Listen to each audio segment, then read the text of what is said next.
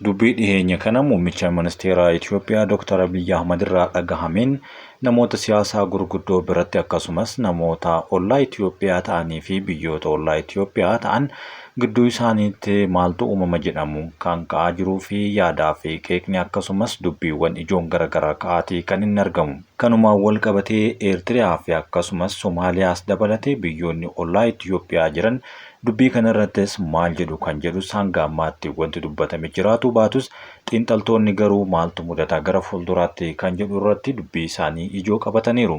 Itoophiyaan kanaan dura hojii akkanaa kana keessa yeroo agamiif turte hanga ammaatti maaliif milkaa'uu dhabe kan jedhu ammoo bal'inaan gara fuulduraatti kan waliin daawwannu ta'a. Kanumaan wal qabatee dhiheenya kana waan muummichi ministeeraa Itoophiyaa Dr. Abiyyi Ahmad beeksises kan waliin daawwannu ta'a. Nageenyi keenya kan kabajaa fi kan jaalalaa iddoo jirtanitti isin hanga hojjechaa yuutuubii qaroo laayik, sheer, sabiskiraayib gochuun yaada keessanis karaa koomentiitiin nu biraan gahaa isiniin jenna. Yaadaa fi qeeqni kan itti hammaatee Itoophiyaan dhiyeenya kana akkamiin diroonii oomishuu jalqabde kan jedhuufi yeroo ammaa kana haasaa muummichi ministeeraa fi Itaamaajoor Shuumiin raayyaa ittisaa waliigalaa kaasan waliidhaan wal qabate toora miidiyaa hawaasaa irratti guuteetii kan inni argamu. Kanumaan wal qabatee guyyaa har'aa qophii tokko isiniif qabannee dhiyaanneetii kan nuti jirru. Itoophiyaan diroonii waraanaa fi tajaajila garaagaraatiif oolu dur bitachaa kan turte yeroo gabaabaa keessatti biyya keessatti oomishuu eegalu ministeerri muummee Itoophiyaa Dr. Abiyyi Ahmad dhiyeenya kana dubbataniiru. Ministeerri muummee Itoophiyaa warshaa oomisha diroonii Skywin jedhamu kana akkamiin akka jalqabanii fi dhiyeenya kana kan eebbisanii fi yeroo isa eebbisan ammoo haasaa hedduu achirratti kan taasisanis asuma keessatti kan hammatamudha. Diroonii biyya alaatti gurguruuf iyyuu qophii ta'uu isaanii kaasaniiru. Kanaan dura Itoophiyaan diroonii biyyoota alaa irraa bitaa kan turte ta'uu yeroo ibsan yeroo ammaa kana garuu biyya keessatti oomishuudhaan biyyoota biraatiifis gurguruudhaaf qophii irratti akka argamtu dubbatan. Yaada miidiyaa hawaasummaa isaanii irratti qoodaniin oomishni kun kan eegale loluu fi miti lola hambisuufi malee jechuun jalqabaniiru. Humna xiqqaa qabatanii humnoota dogongoraniif yeroo baay'ee akka itti yaadan gochuufi kan jedhan malee waraana kana keessatti hirmaachuufi miti diroonii kan oomishne jedhan. Yoo ammoo lola hambisuun dadhabame lola eegalame gabaabsuudhaaf kan itti gargaaramnu ta'a jechuun dubbii sookoo qabduun dubbataniiru. Itoophiyaa keessumaa waraana kaaba biyyattiitiin wal qabatee diroonii waraanaa bal'inaan fayyadamaa turte. Inumaayyuu dirooniin bifa waraanaa jijjiiruus xiinxaltoonni himaniiru. Dirooniin yeroo san itti fayyadamaa turte garuu kan biyya keessatti oomishan osoo hin taane diroonii biyya alaa irraa bitamedha. Lammiilee nagahaa irratti miidhaa dhaqqabee wal qabatees aanga'oonni kan qeeqaman yommuu ta'us aangawaan Itoophiyaa gara caaluu diroonii qabaachuu ifatti dubbachaa hin turre. Haa ta'u malee booda kana yeroo agarsiisa meeshaalee waraanaa dirooniiwwanii mul'ataa tureera. Ministeerri muummee Itoophiyaa Dr. Abiyyi Ahmad oomisha xiyyaara nam-maleeyyii faayidaa guddaa akka qabu kan dubbatanii fi kanaan duras biyya alaa irraa galchaa turuun keenya maallaqaa fi akkasumas diinagdee biyyattii irratti dhiibbaa uumeera jechuun dubbataniiru. Akka kaleessaa hin kadhannu kan jedhan yeroo ammaa kana biyya keessatti harkuma keenyaan oomishnaa kaleessaa hin binnaa har'a ammoo ni gurgurra jechuunis dubbii isaanii keessatti makaniiru. Biyya keenya tiksuuf ga'umsa guddaa akka qabnu ni mirkaneessina kan jedhe muummichi ministeeraa lammiilee Itoophiyaa maraan baga gammaddanis jedhaniiru. Dhugamatti diroonii yeroo ammaa kana hojjetame lammiilee Itoophiyaa hundaan baga gammaddamoo baga gadditan kan jedhus kan of keessaa qabu ta'uu xiinxaltoonni gama gamanaa kan walitti darbataa jiranidha. Jalqaba torbii kanaas warshaa meeshaa waraanaa hoomachoo rasaasaa fi isnaayiparii dabalatee kan oomishuu eegalu ministeerri muummee achumarratti argamuun kan himanii fi ministeerichi akka jedhanitti miidiyaa hawaasaa isaaniitiin yeroo barreessanitti Itoophiyaan diroonii oomishuun waggoota muraasa dura waan yaadamu hin turres jedhaniiru. Qondaaltota waraanaa waliin kana dura bifa waraanaa jijjiiruu fi diroonii fi kanneen qophaa'uu qabna jennee mari'ataa turre jechuu yoo dubbatan osoma baay'ee hin turin yeroo muraasa booda rakkoon kun nu mudate meeshaalee kana mallaqa keenyaan hidhachuun yaalii goone nuuf osoo milkaa'in hafee jira jechuunis kaasaniiru. Diroonii barbaannu binnee hidhachuuf illee salphaa hin turre kan jedhan muummichi ministeeraa kanneen gurguranis dhiibbaa hamaa nurraan gahaa turaniiru jechuun dubbataniiru. Akka dhaabbanni Armed Conflict Location and Event Data Project jedhu gabaasetti amajjii bara 2020 hanga hagayya bara 2024 keessatti jechuunis waggoota afran darban kana keessatti haleellaa diroonii Itoophiyaa keessatti naannoo Tigraay hanga naannoo Oromiyaatti fuulla'een hojjetameen rakkoon hedduu fi lubbuun namootaas akka miidhaman himeera. Haaluma kanaan naannoo Tigraay dirooniiwwan 58, naannoo Amaaraa diroonii 54, naannoo Affaar diroonii 3 fi naannoo Oromiyaatti dirooniin 29 dhimma kanatti akka bahanis himameera. Muummichi ministeeraa Itoophiyaa kanneen eenyuun akka hojjetamanii fi dubbachuu yoo hin baannellee garuu Itoophiyaan Tarkii, Chaayinaa fi Iraan fa'aa irraa dirooniiwwan bituun kanaan dura gabaafamaa turuun ni yaadatama.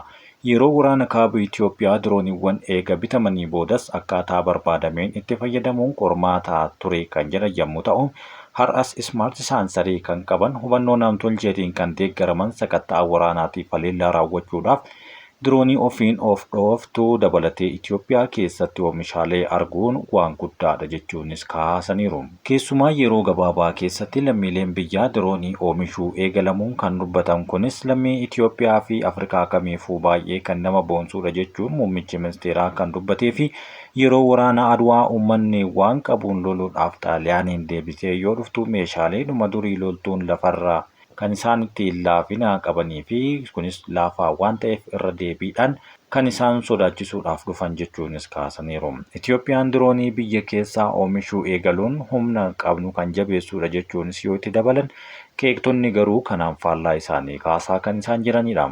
Akka qeeqxonni tokko tokko dubbatanitti diroonii yeroo ammaa kana Itoophiyaa keessatti oomishame maaliidhaaf oomishame maallaqni isatti bahu warshaalee garaagaraa keessattuu kanneen akka warshaa xaa'oo fi warshaalee daabboo oomishanii fi kanneen midhaan nyaataa garaagaraatiif bobba'an akkasumas kanneen farra aramaa fi qonnaan wal qabatan irratti maaliif hin baane kan jedhus qeeqni ka'aatiin jira. Ji'a muraasa dura poolisiin federaalaa Itoophiyaa nageenya koontiroobaandii fi yakkoota kaan tiksu diroonii akka fayyadamu eegaluu kan himee fi inumaayyuu wirtuu leenjii diroonii eebbisiisuun isaas ni yaadatama. Gara caalu diroonii bittaan kan alarraa galaa turan yoo ta'u, muummichi ministeeraa dirooniiwwan kun poolisiin akka gargaaru himaniiru. Muummichi ministeeraa Itoophiyaa garuu yeroo ammaa kana dubbii isaaniitiin akka tuqanitti warshaa haaraa eebbifameen alatti humna qilleensaa Itoophiyaa fi ejensii odeeffannoo nageenya neetworkii yookaan ENSA akka oomishamu himaniiru. Dhaabbileen kun wal hubachuu, wal deeggaruu bakka itti wal dorgomanitti ammoo wal dorgomuu akka qaban kan dubbatee fi kunis akka caalatti teeknooloojiin diroonii guddatu taasisa jechuunis kaasaniiru. Humni qilleensaa baay'een isaanii yookaan dirooniin kan oomishamuu fi muuxannoon ga'umsa isaas qooduuf qabu akkasumas biyya keessatti diroonii saansarii jabaa qaban hubannoo namtolchee AI fayyadamuudhaan kan isaan oomishuu fi ammas oomisha kanarra akka isaan gahan dubbataniiru. Tokkoon kan ofumaan dhuka'anidha yoo jedhan kaan immoo kan haleellaa raawwataniin deebi'anii dhufaniiru jechuunis kaasaniiru. Muummichi ministeeraa dubbii kana keessatti yeroo dubbatan wantoota kana dura qormaata turanis yoo eran dirooniin asitti oomishamu kana dura kanneen Itoophiyaan bittee itti fayyadamturraa wanti adda isa taasisu waan ijoo lamatu jira jechuun kaasaniiru. Kanaan dura inni bitamu kan shaakalamu sirrii galaanaa irratti waan ta'eef akka Itoophiyaa teessuma lafaa ol aanaa qaban irratti balali'uu rakkisaadha jechuun kaaseera. Dirooniin keenya garuu jedhan Dr. Abiyyi Ahmad kan hojjetamanii shaakalaman meetira 2000 sirrii galaanaa irraa ol irratti waan ta'eef lafaa gadi bu'aa fi ol ka'aa dhaqaa gala isaaniitti haala barbaadaniin irratti ni fayyadamu jechuunis kaaseera. Lammaffaan ammoo IA'dhaan kan deeggaraman waan ta'aniif toora koominikeeshinii garagaaraa kan qabanii fi saatalaayitii kan fayyadaman akkasumas dirooniiwwan tokkoon anti-diroon kan ofirratti qabatanidha jechuunis kaasaniiru. Kunis gabaa alaatiifis baay'ee akka barbaadaman isaan yeroo dubbatan kanaan ala galchuu biyya isaaniitti yeroo yaalaman kan dalagan ta'us teessuma lafaa keenyarraan kan wal fakkaatudha jechuunis dubbataniiru.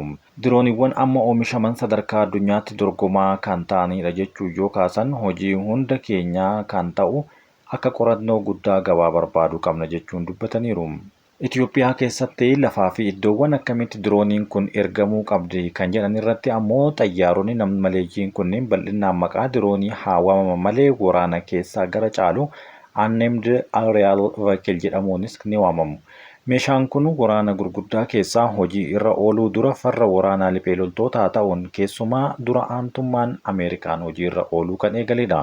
Dirooniin lafa namaan xiyyaarota xixiqqaadhaan balali'uun rakkisaa yookaan balaa qaba jedhamutti kan hojiirra oolu yoo ta'e meeshaaleen kun haleellaa raawwachuuf qofa osoo hin taane odeeffannoo walitti qabuu fi arguuf akkasumas basaasa garaagaraa geggeessuuf hafuura dhokfatanii kan balali'an ta'us dubbatameera.